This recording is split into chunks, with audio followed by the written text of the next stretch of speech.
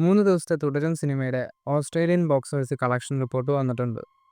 ഓസ്ട്രേലിയയിൽ നിന്നും ഗ്രോസ് കളക്ഷനായിട്ട് 3 ദിവസം കൊണ്ട് 2 കോടി രൂപയാണ് തുടരും സിനിമ കളക്ഷനായിട്ട് നേടിയിരിക്കുന്നത്.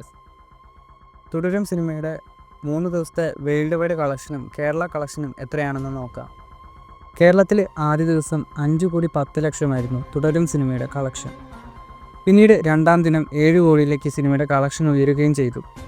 മൂന്നാം ദിവസം, അതായത് ഞായറാഴ്ച, 8 കോടി 20 ലക്ഷമാണ് സിനിമയുടെ കളക്ഷൻ വന്നത്. അങ്ങനെ 3 ദിവസത്തെ സിനിമയുടെ കേരള കളക്ഷൻ എന്നത് 20 കോടി 30 ലക്ഷമാണ്. ഇനി സിനിമയുടെ വേൾഡ് വൈഡ് കളക്ഷനിലേക്ക് വരികയാണെങ്കിൽ ആദ്യ ദിവസം തുടരും സിനിമയ്ക്ക് 17 കോടി 18 ലക്ഷം രൂപയാണ് വേൾഡ് വൈഡ് ബോക്സ് ഓഫീസിൽ നിന്നും കളക്ഷൻ ലഭിച്ചത്.